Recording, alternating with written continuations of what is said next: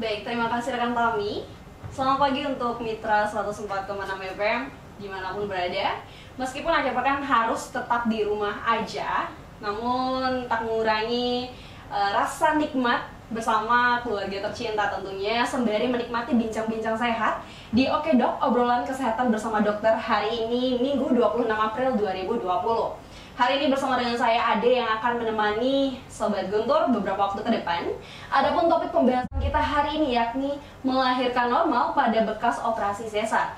Bersama bintang tamu kita hari ini Dr. Putra Sedana SPOG atau nama famousnya Dr. Capot. Selamat pagi, dokter. Selamat pagi Mbak Mi, dan juga selamat pagi pada pendengar pecinta Radio Guntur. Salam sehat untuk kita semua. Salam sehat, dokter. Kalau udah bilang salam sehat, berarti kabarnya hari ini pasti sehat, betul ya? Sehat. Sehat. Nah, begini dok, saya pernah mendengar statement dari orang-orang bahwa ibu sejati itu adalah ibu yang melahirkan secara normal. Nah, namun tak bisa dipungkiri karena situasi dan kondisi tertentu yang mengakibatkan seorang ibu pun mengambil keputusan untuk melakukan sesar. Tapi bahkan ada beberapa juga yang bilang bahwa melahirkan secara normal itu tetap menjadi kedambaan seorang ibu, melahirkan secara normal gitu ya dok ya.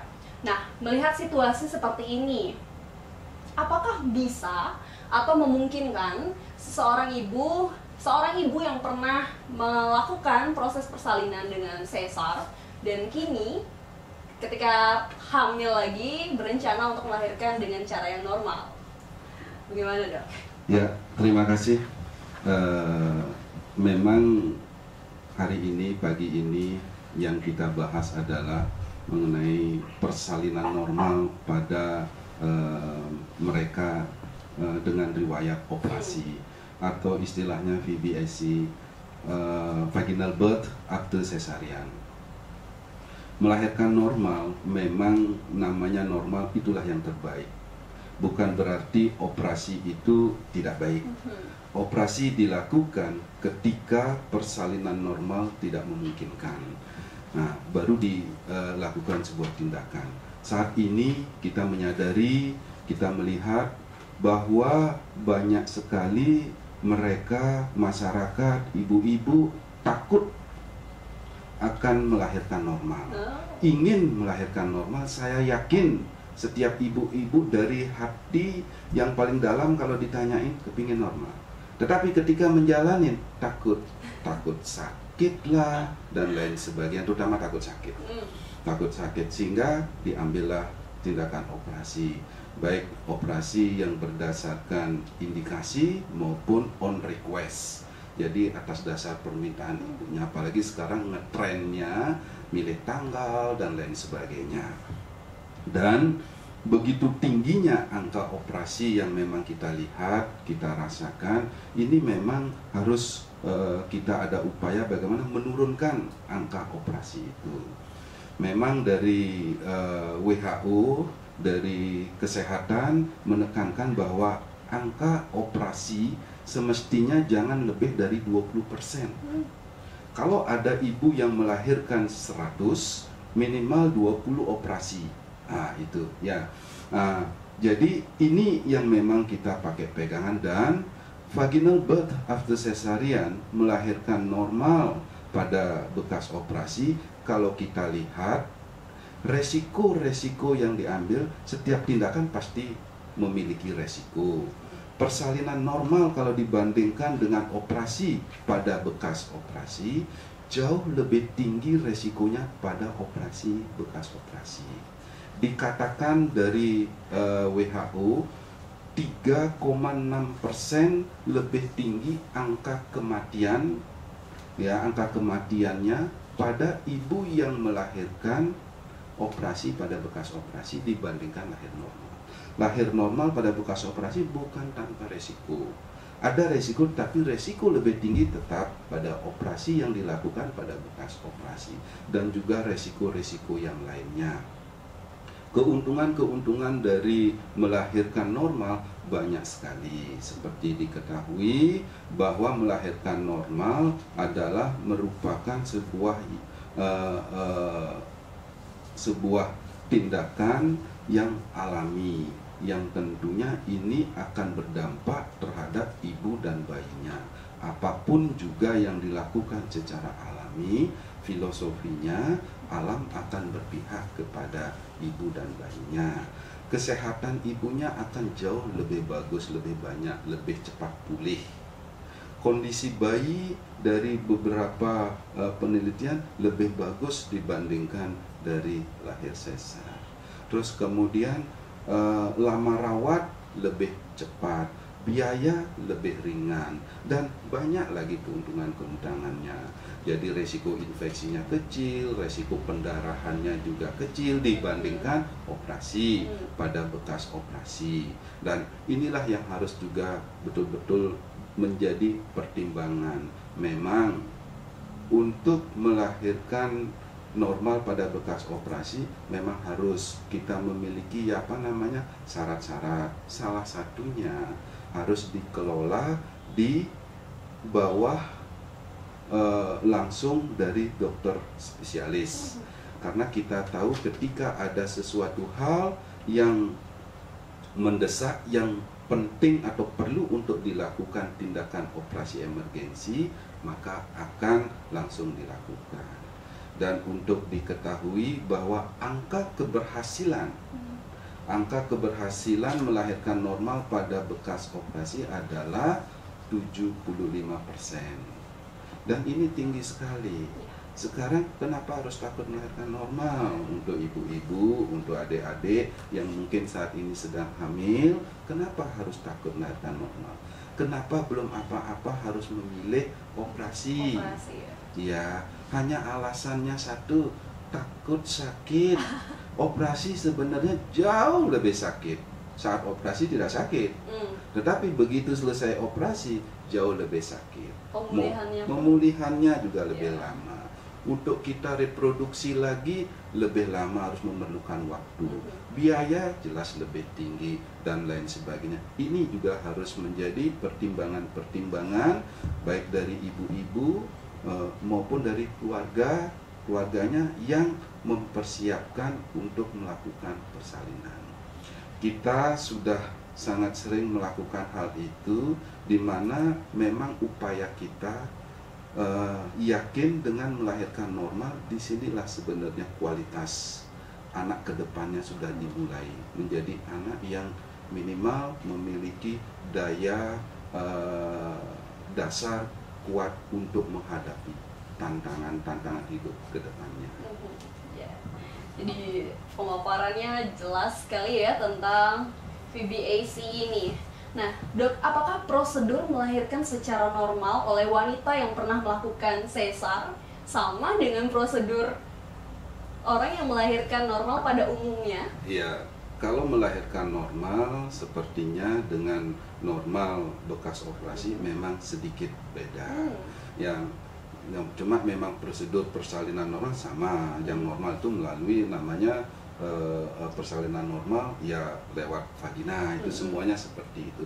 Cuma memang ada hal-hal yang harus menjadi perhatian, dan ini harus dilakukan di pusat pelayanan di bawah langsung pengawasan dari dokter spesialis.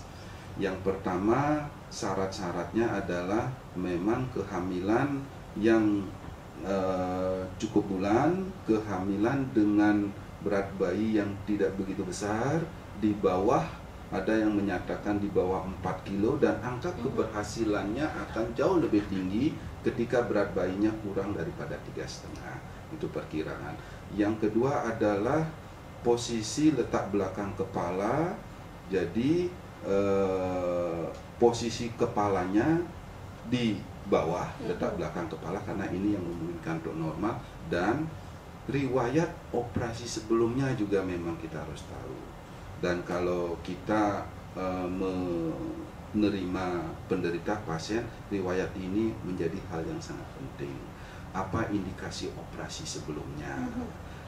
Operasi yang dilakukan di mana? Terus kemudian komplikasi apa yang dulu pernah dialami, dan banyak lagi yang memang harus kita lihat, terutama jenis irisan insisi. Ya, jenis insisi yang memang dilakukan pada saat operasi sebelumnya. Memang insisi ini tentunya berhubungan dengan resiko ketika insisi vertikal yang dilakukan dari atas ke bawah di dalam perut ini memiliki resiko ruptur uteri atau pecahnya rahim sebelum waktunya. Resikonya memang tinggi, sehingga untuk insisi ini kita tidak anjurkan. Insisi yang dilakukan adalah insisi transversal, jadi di garis perut di dalam rahim itu, transversal profunda istilahnya. Ini keberhasilannya sangat tinggi, dan juga indikasi seksius sebelumnya adalah bukan indikasi absolut, jadi indikasi berulang. Apa itu? Misalnya indikasi sebelumnya adalah panggul yang sempit, kan tidak mungkin akan dibesarkan panggulnya ketika hamil berikutnya, ya tetap sempit gitu. Ya kita tahu, dari mana kita tahu panggul sempit? Kita lihat body pasiennya, ada ukuran-ukurannya, tinggi kurang daripada 145, ini merupakan kehamilan risiko tinggi. Apalagi mereka ini, ibu-ibu ini memiliki riwayat operasi sebelumnya. Tentunya ini harus dilakukan kajian dan diupayakan, karena kita melihat ini tidak memungkinkan dengan melakukan persalinan normal, dioperasi. Tetap kita melihat indikasi-indikasi sebelumnya, alasan-alasan sebelumnya, dan melihat kondisi ibu saat ini. Kondisi ibu saat ini kita lihat yang memungkinkan untuk dia melakukan proses persalinan, yaitu proses mengedan. Adakah dia penyakit-penyakit penyerta yang menyebabkan dia tidak boleh mengedan? Misalnya kelainan jantung misalnya, bekas operasi lain ya jelas pasti tidak operasi. Misalnya kehamilan kembar, misalnya gemeli, ya jelas pasti akan dilakukan tindakan operasi. Ini menjadi sebuah perhatian kita. Dari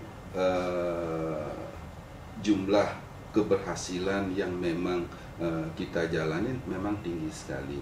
Ketika ini dilakukan dengan persiapan yang bagus, motivasi yang bagus, memberikan support ke pasien, pasien menjadi semangat untuk menjalani persalinan normal, dan keberhasilannya menjadi tinggi. Saran saya ya jangan sedikit-sedikit sudah memohon minta operasi. Iya, benar sekali. Jadi walaupun prosedurnya sama dengan proses melahirkan normal pada umumnya, tapi tentu ada syarat-syarat dan beberapa hal yang harus diperhatikan. Nah, tadi dokter sempat menyinggung salah satu syaratnya adalah cukup bulan. Nah, kira-kira berapa sih dok rentangan jarak dari operasi sesar ke operasi kehamilan berikutnya, dan berikutnya melahirkan secara normal? Dari saran anjuran dari WHO dikatakan adalah di atas 24 bulan. Jadi di atas 2 tahun. 2 tahun ini juga mempertimbangkan dari kesembuhan dari ibu secara psikis dan psikologisnya juga terhadap bayi, karena 2 tahun bayi itu sudah mulai mandiri, sudah bisa jalan. Ibunya pun juga sudah betul-betul bagus, baik kondisi tubuhnya untuk terutama rahimnya untuk menerima kehamilan.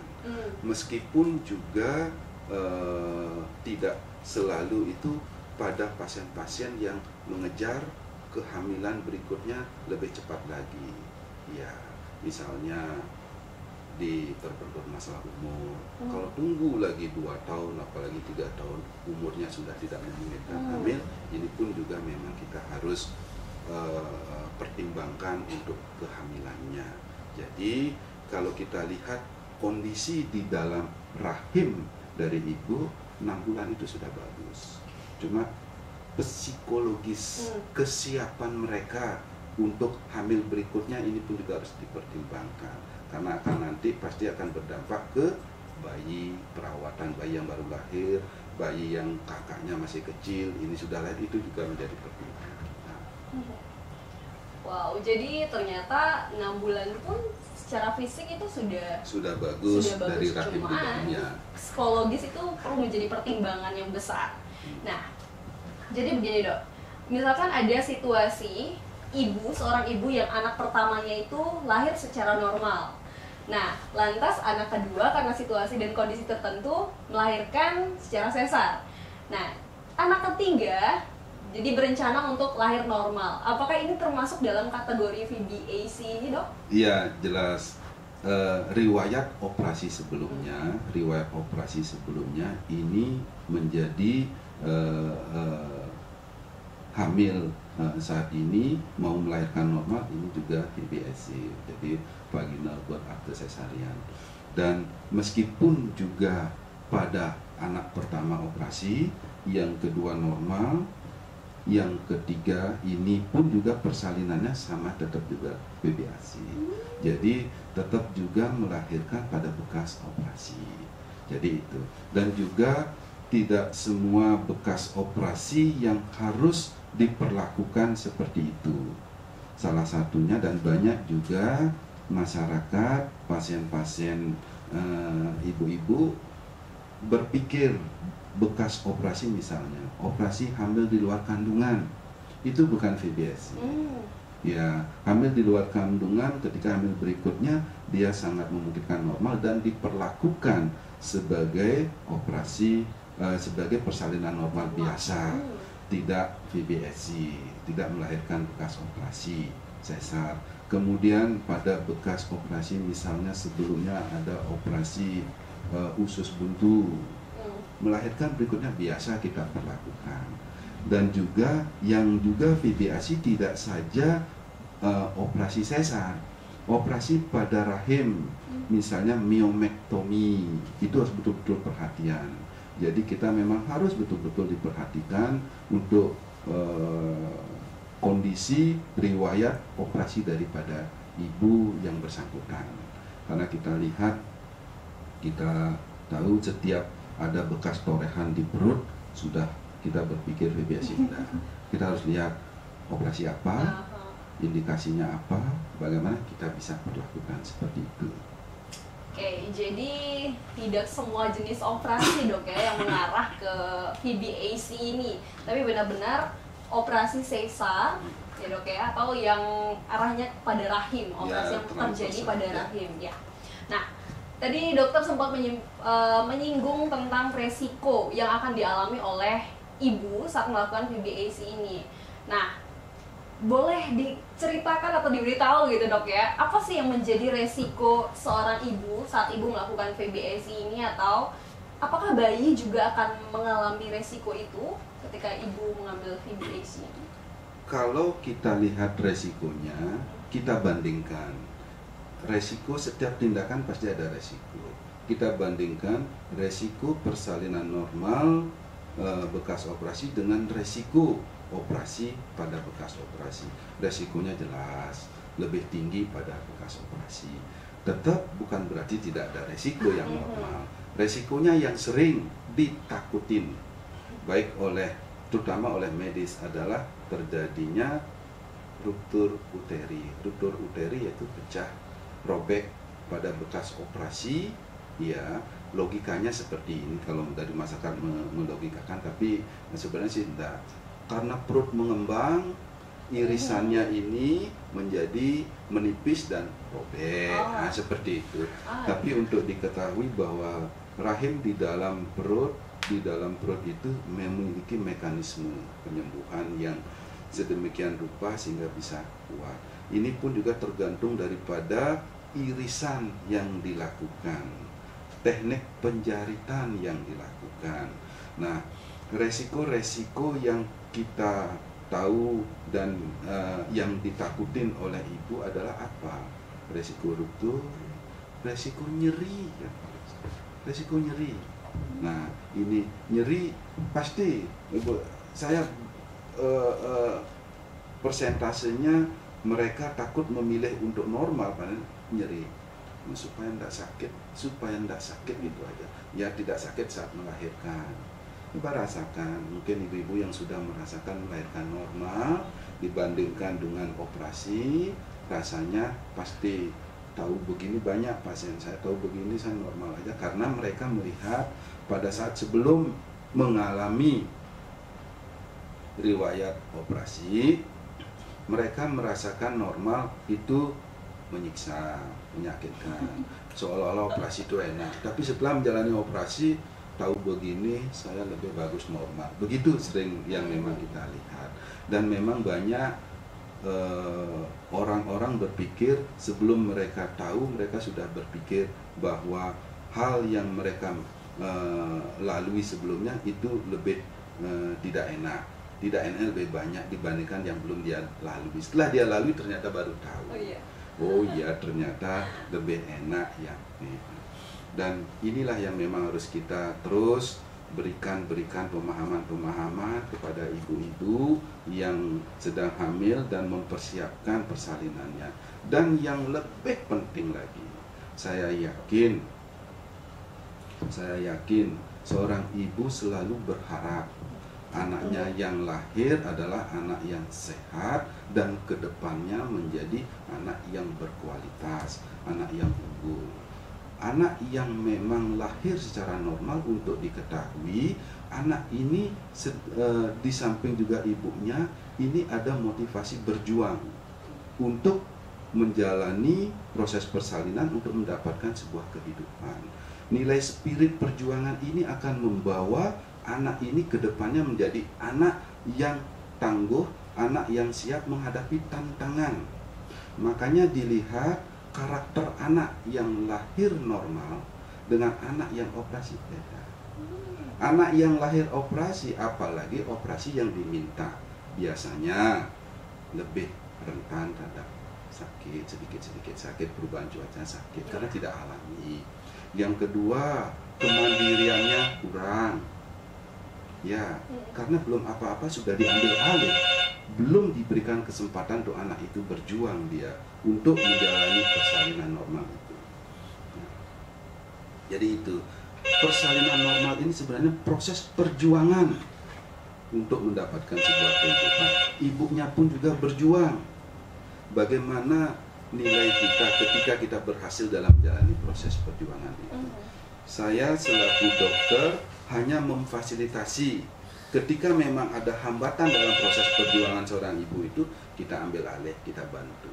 Inilah sebuah nilai-nilai filosofi yang ada di balik persalinan normal. Jadi ternyata melahirkan normal kan menciptakan karakter gitu ya, Dok, ya, untuk bayi ini dan kedepannya. Yeah. Wow, luar biasa sekali.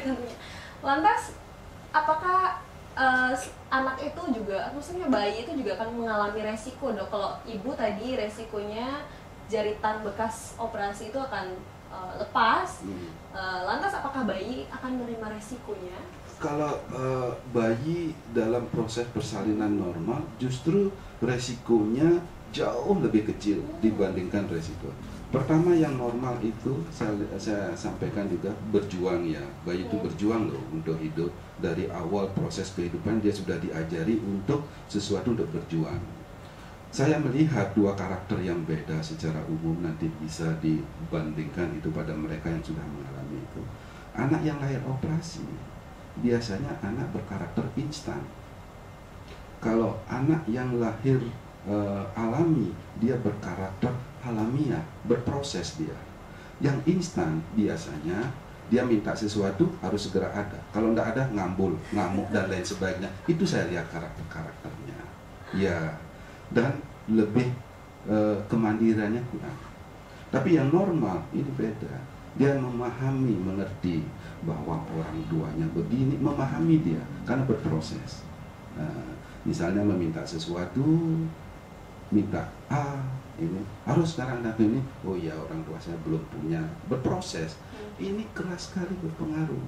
Sehingga kenapa saya selalu memasyarakatkan untuk menganjurkan ibu-ibu yang ini normal-normal, meskipun dalam proses normal itu tidak selalu berhasil normal, tetapi minimal proses perjuangan ini seorang ibu harus menjalani, dan bayi itu menjalani juga. Mereka sudah berjuang walaupun dalam perjuangannya tidak selalu memberikan hasil, tapi proses perjuangan ini akan memberikan spirit untuk kehidupan ke depannya. Jadi resikonya kecil ya untuk bayi ketika melakukan persalinan normal ini. Nah dok, apa saja yang dilakukan sebelum, apa saja sih persiapan seorang ibu yang dilakukan sebelum melakukan VBAC ini? Apakah sama persiapannya dengan proses melahirkan normal, atau ada persiapan-persiapan khusus yang harus dilakukan? Persiapan khusus tidak ada. Jadi cuma memang mereka mengetahui, oh iya, saya bekas operasi ini boleh loh lahir normal, itu dulu. Yang kedua, konsultasi rutin ke dokter spesialis, karena memang VBAC hanya ditangani dokter spesialis, tidak dilakukan di bidan atau di perifer ini. Karena apa? Ketika ada sesuatu, kita segera lakukan tindakan operasi emergensi, siap untuk melakukan tindakan operasi emergensi itu. Jadi tidak ada persiapan khusus, nanti konsultasi lebih jauh akan diberikan pemahaman-pemahaman, penjelasan-penjelasan oleh dokter yang bersangkutan terhadap kehamilan itu sendiri, bahwa ini bisa loh melahirkan normal kehamilan ini. Oh, yang kehamilan ini tidak bisa loh karena mengingat seperti ini. Misalnya pada yang bekas operasi tidak bisa untuk dilakukan perancangan atau induksi. Kalau yang normal biasa memungkinkan. Pada mereka yang lewat waktu tidak muncul kontraksi atau his, rasa sakit, sehingga kalau pada persalinan normal, otomatis yang normal, bukan bekas operasi, bisa diinduksi atau dirangsang. Tetapi pada yang memang riwayat operasi mau normal, sudah lewat waktu, tidak memungkinkan untuk induksi, langsung dilakukan tindakan sesar.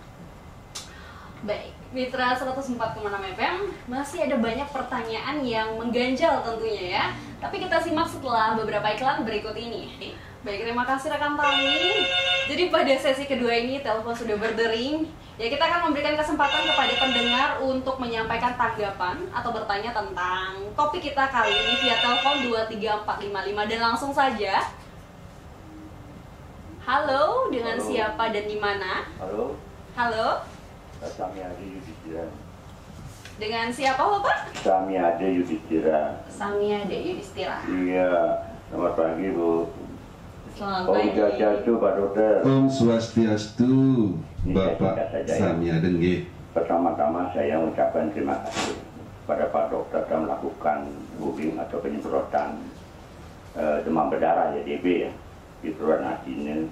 Demikian juga di tempat lahiran saya di Kelurahan Banjar Jawa. Tapi saya berdomisili di Kelurahan Asinen. Dan saya tahu bahwa penyemprotan tersebut murni atas sumbangan Pak Dokter pribadi. Ini luar biasa sekali pada saat sekarang ini. Mudah-mudahan Tuhan akan bisa membalasnya. Tapi pertanyaan saya pada Pak Dokter, apakah di desa lain Bapak sama melakukan hal seperti ini? Sekarang kembali ke tema acaranya. Pertanyaan saya Pak Dokter, mudah-mudahan bisa dijelaskan dengan baik. Jika ada seorang ibu hamil, ya, periksa ke dokter ahli kandungan, apakah Pak Dokter tahu kapan bayi itu bisa lahir? Pertanyaan yang kedua, bisa Pak Dokter mendeteksi apakah bayi yang lahir itu laki atau perempuan? Karena peralatan kedokteran sekarang katanya sudah canggih-canggih. Terima kasih Pak Dokter dan selamat pagi. Selamat pagi, terima kasih Bapak Samyade di Yudhistira. Nah, Ya. mungkin mau langsung direspon sama Pak Dokter. Iya, terima kasih Bapak Samyade. Hari ini memang saya sedang memberikan sebuah materi interaktif mengenai melahirkan normal pada bekas sesar. Nah, dan apa yang disampaikan sama Pak Samyade awal masalah booking, terima kasih. Memang itu bagian daripada tanggung jawab kita bersama. Masalah kesehatan bukan saja tanggung jawab pemerintah, tanggung jawab kita bersama. Dan ketika kita lihat ada hal seperti ini menjadi tanggung jawab kita bersama. Dan ini sudah menjadi masalah dan juga dikatakan kita sudah endemis. Jadi kita harus memang berangkulan, gotong royong bersama-sama untuk mengatasi masalah ini.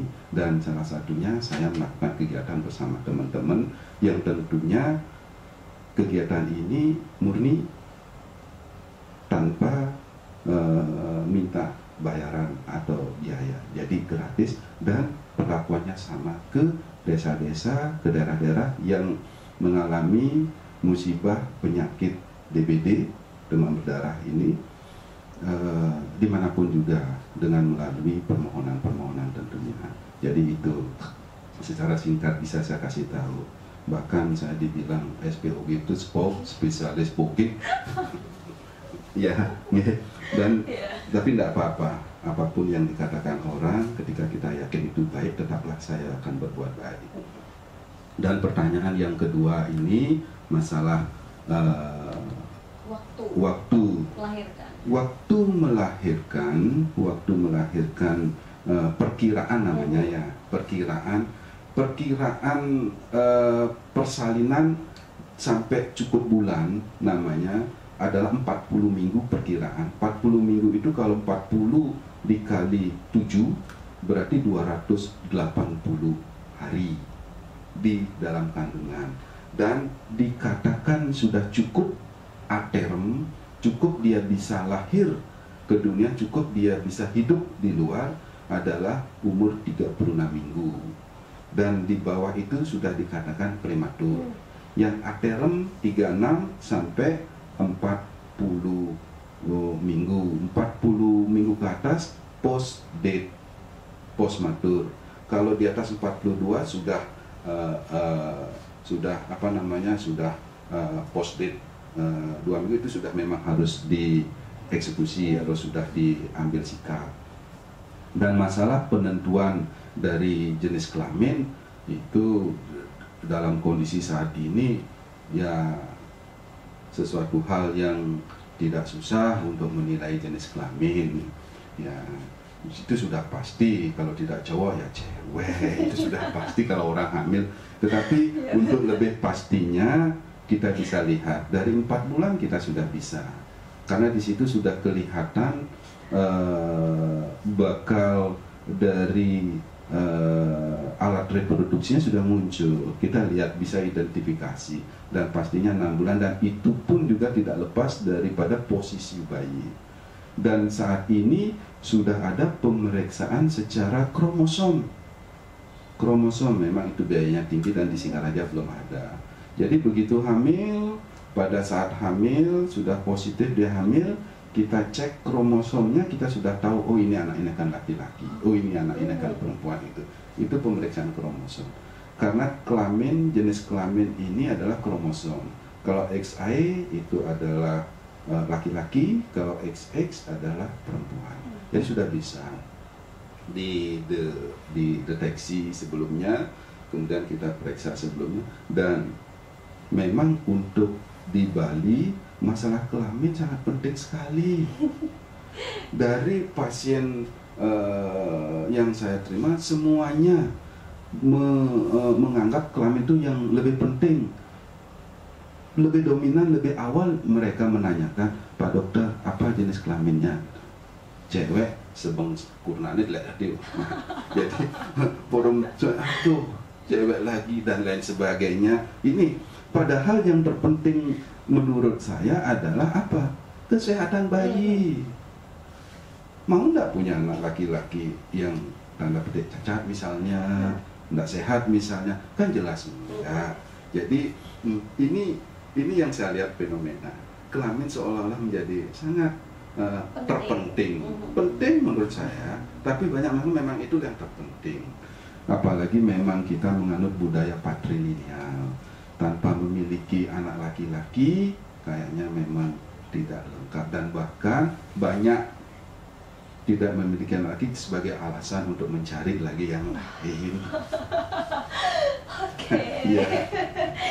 Jadi terkait pertanyaan dari Bapak Samiada, untuk jarak atau waktu melahirkan itu disebut dengan perkiraan, kan? Ya. Jadi tafsiran persalinan. Ya. Dan ingat dari buku yang saya baca, perkiraan ini hanya 5% loh kebenarannya. Perkiraan Anda tanggal 5 April itu misalnya, 5 Mei hanya 5% kebenaran. Paling maju 1 hari, 2 hari, seminggu, seperti itu. Jadi hanya 5% yang pas sekali perkiraannya. Dan yang saya percaya justru anak ini membawa hari dia. Saya justru percaya itu. Anak ini membawa hari dia. Ngalih dewasa cara nak Bali bilang untuk lahirnya dia. Nah, inilah yang memang selalu saya arahkan dengan ke normal karena memang anak memang mencari harinya dia. Kita pun juga karena memang dokter kandungan harus selalu siap. Kalau misalnya memang mencarikan sesuai dengan waktu saya, kan cari memang waktu saat saya santai, tenang, itu aja kita. Tapi enggak, kadang-kadang saat tidur harus bangun karena ada orang. Memang waktunya dia seperti itu. Kita tinggal siap untuk mengantisipasi, membantu proses persalinan itu aja. Jadi perkiraan hanya benar 5% ya dok ya. Tapi malah bayi itu yang tahu kapan dia harusnya keluar. Oke, ada penelpon selanjutnya. Halo, dengan siapa dan di mana? Iya. Pasti Guntur pasti beda. Apa kabar? Apa kabarnya nih, adik? Baik ya, halo. Oh ya, berulah. Selamat pagi, Bapak Selamat Dokter. pagi. Selamat pagi. Ya, Gungde, keluarga. Selamat pagi, Gungde. Mendengarkan penjelasan Bapak yang sangat betul-betul ya. Baik, jelas dan posisi untuk tujuan adik ibu-ibu ya. Saya tanyakan begini ya, Pak Dokter ya. Kalau keluarga Gungde sih, kakak adik semua normal, Pak Dokter ya. Tapi menurut kita sekarang supaya ibu-ibu ini tidak khawatir, kalau bisa itu memang Pak Dokter itu benar sekali harus normal. Jadi supaya bisa normal dari awal akan terjadi kandungan itu harus bagaimana ini sih yang mengandung bayi ini Pak Dokter, itu tolong bisa dipenjelakan. Atau datang ke dokter tiap minggu atau apa untuk apa masalah makanan dan sebagainya agar nantinya lahir normal. Memang sih keluarga Gungde memang seperti itu. Apa yang tadi sudah dijelaskan Pak Dokter, semuanya itu benar Pak Dokter. Jadi kalau lahir normal itu jauh.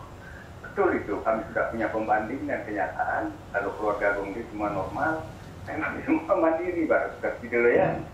Bagus sekali, jadi kami salut kepada Pak Dokter. Jadi pertanyaan kami cuma itu, dan di sini kalau di maaf Pak Dokter ya, kalau di Singapura dan Jerman orang melahirkan itu tidak sakit, tidak sakit Pak Dokter. Mungkin ada suatu apa ya, kalau di sini belum ada Pak Dokter. Pernah dengar ada, tapi karena biayanya mahal gitu, pernah dengar gitu, betul dan tidaknya saya tidak tahu. Dan kalau seperti infus Pak Dokter ya, kan tidak ditusuk kalau di Singapura Pak Dokter. Ditempel Pak Dokter ya. Ditempel, jadi tidak sakit. Nah itulah yang mudah-mudahan nantinya apa yang kita rencanakan agar masyarakat itu betul-betul mau lahir normal tidak sakit.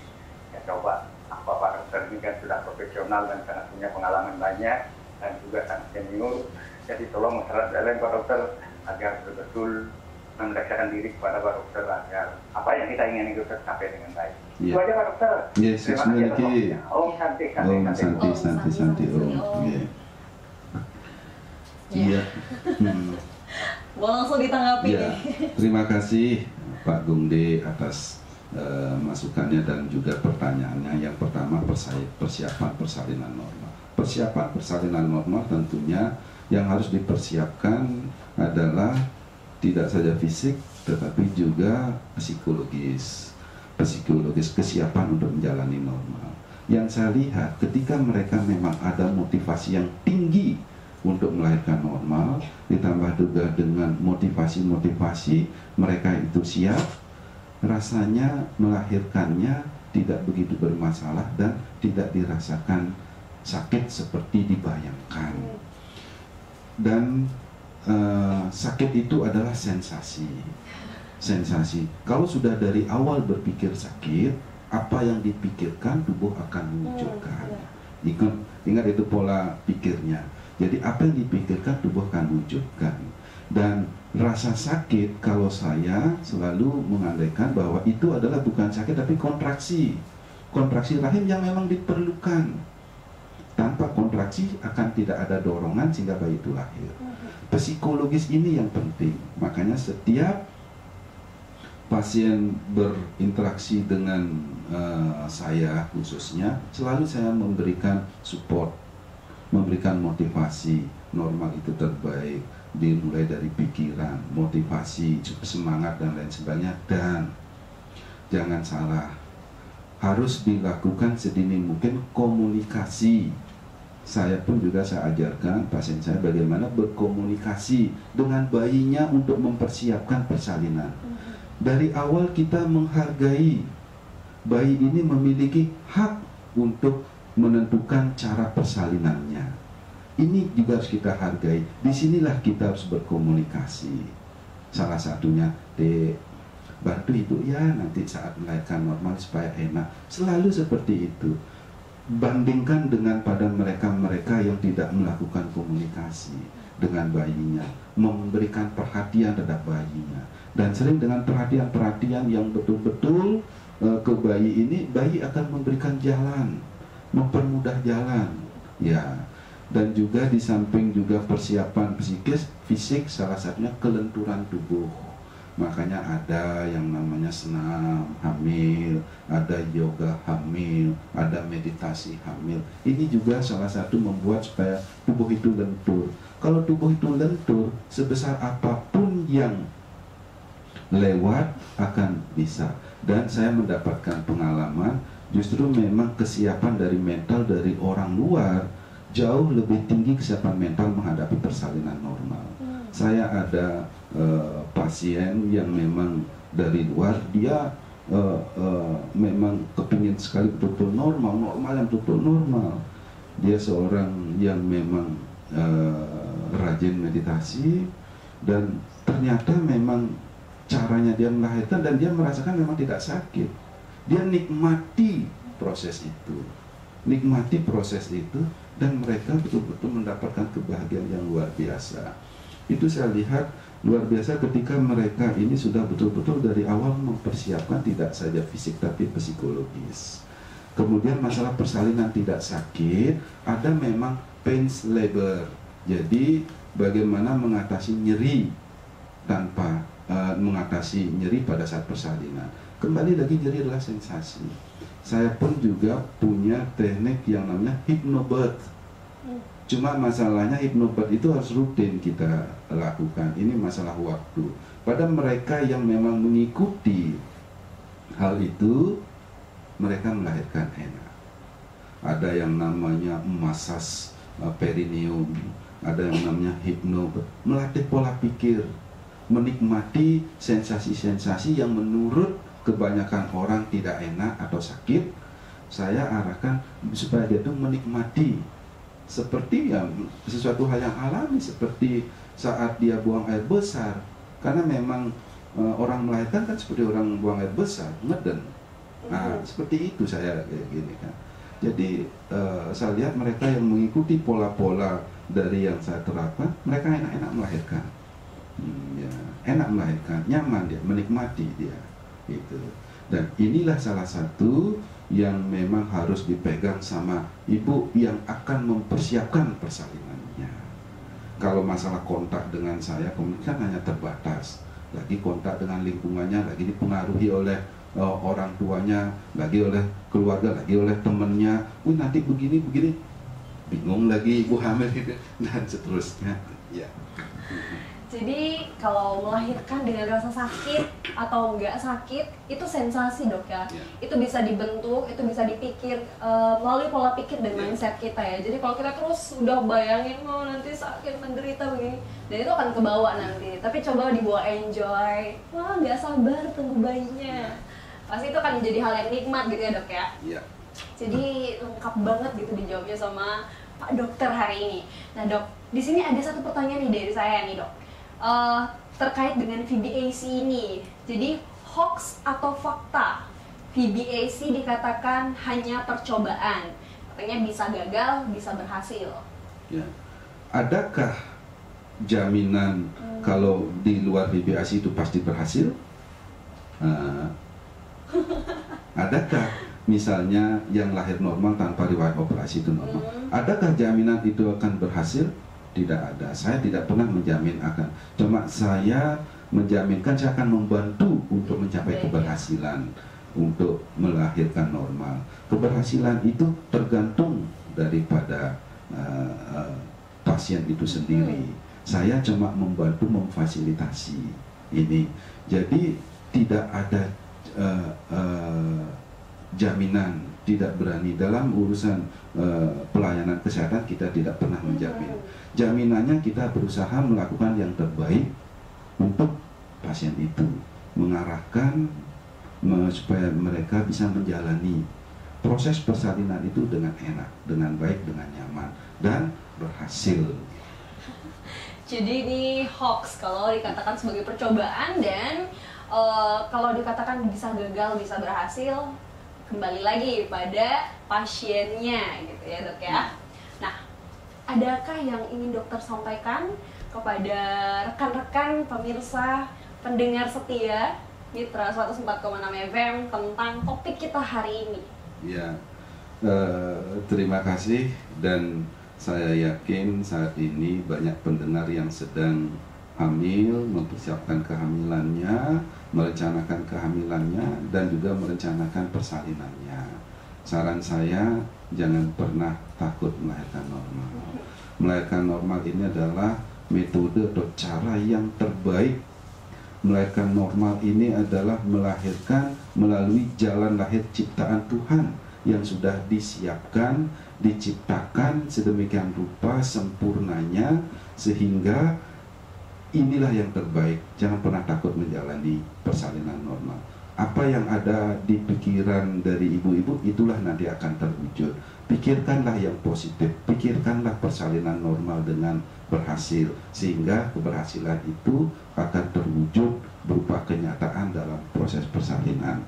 Apapun juga resikonya, tidak ada metode melahirkan yang tanpa resiko. Tapi yang jelas, persalinan normal jauh lebih kecil resikonya dibandingkan operasi. Begitupun juga terhadap kualitas daripada bayi yang dilahirkan. Jauh lebih bagus kualitasnya anak yang lahir normal dibandingkan operasi. Nah, yang bisa saya sampaikan, mudah-mudahan ibu-ibu yang hamil saat ini yang merencanakan persalinan tambah semangat untuk menjalani persalinan normal, menjalani dengan keikhlasan yang besar, hasilnya pun juga pasti akan tambah besar dan luar biasa. Jadi terima kasih Pak Dokter untuk apa yang sudah disampaikan, pemaparan-pemaparan yang sangat jelas. Jadi tanpa terasa sudah 1 jam kita ngobrol dan memberikan kesempatan kepada pendengar juga untuk menyampaikan tanggapan dan respon atau pertanyaannya kepada kita. Nah, kami infokan juga bahwa Oke Dok juga diupload di YouTube channel milik Radio Guntur. Dan jadi dari pembahasan kita hari ini ada berbagai hal penting yang perlu diperkirakan, dipertimbangkan dalam melakukan atau prosesi melahirkan ini. Jadi apapun yang dipilih, pilih yang terbaik kayak gitu ya. Jadi pilih yang terbaik, dan tentu yang terpenting adalah keselamatan ibu hamil dan bayi yang dikandung. Nah, kodrati seorang wanita adalah melahirkan buah cinta. Dengan cara apapun, metode apapun, gak akan mengubah makna ibu sejati. So, sampai di sini bincang sehat di Oke Dok, obrolan kesehatan bersama Dokter edisi Minggu 26 April 2020. Sampai jumpa, dan saya kembalikan kepada rekan Tami.